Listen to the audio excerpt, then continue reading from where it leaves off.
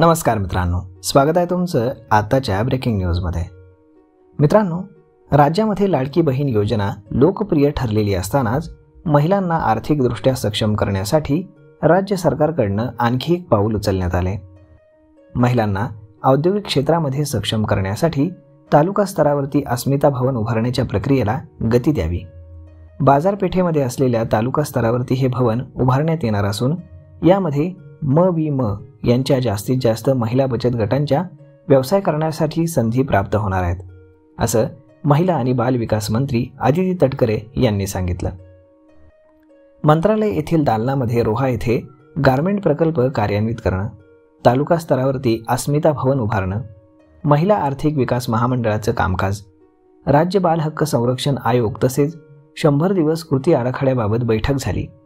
यावेळी विभागाचे सचिव डॉक्टर अनुपम कुमार यादव, आयुक्त कैलास पगारे, राज्य बाल हक्क संरक्षण आयोगाच्या अध्यक्षा सुशीलाबेन शहा, मविमच्या कार्यकारी संचालक वर्षा लड्डा आणि विभागाचे सहसचिव वीरा ठाकूर हे उपस्थित होते।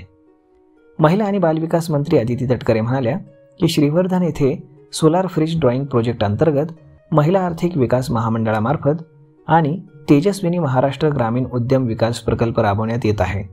या प्रकल्पाअंतर्गत बाजारभिमुख उद्योग विकास घटकाअंतर्गत शेती संलग्न आणि बिगर शेती आधारित उद्योगांना आणि नाविन्यपूर्ण उपक्रमांसाठी प्रोत्साहन हे देण्यात येणार आहे। यासोबतच रोहा येथील गारमेंट प्रकल्प कार्यान्वित करण्यासाठीचे युनिट हे शहरासह ग्रामीण भागातही सुरू करण्यात यावं यासाठी प्रयत्न केले जातील। प्रकल्पासाठी पात्र महिलांना योग्य प्रशिक्षण आणि मानधन मिळवण्यासाठी पारदर्शक कार्यप्रणाली ही राबवावी लागेल। या प्रकल्पाच्या माध्यमातून जास्तीत जास्त महिलांना रोजगार उपलब्ध होण्यासाठी प्रयत्न करण्याचे निर्देश देखील अधिकाऱ्यांना तटकरे यांनी दिलेले आहेत। महिला आर्थिक बालविकास महामंडळाच्या 50व्या वर्धापन दिनानिमित्त मविमच्या अंतर्गत असलेल्या जास्तीत जास्त बचत गटांना व्यासपीठ उपलब्ध होणार आहे। तसेच मविमचे कार्य ग्रामीण भागातही पोहोचावं यासाठी राज्यस्तरीय महोत्सवाचं आयोजन करण्याचे निर्देश तटकरे यांनी दिले। बालगृह आणि निरीक्षक गृहातील प्रवेशांसाठी दरवर्षी राज्यस्तरीय बाल महोत्सव आयोजित करण्यात येणार आहे।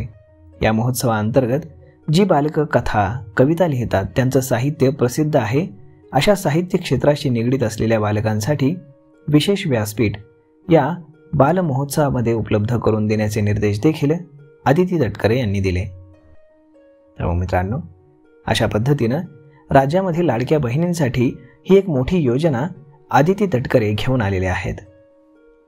तर मग मित्रांनो, हा व्हिडिओ ही माहिती तुम्हाला कशी वाटली हे तुम्ही आम्हाला कमेंट करून नक्कीच सांगा आणि जर आवडली असेल तर आपल्या जवळच्या मित्रमंडळींसोबत देखील हा व्हिडिओ तुम्ही शेअर करायला विसरू नका। धन्यवाद।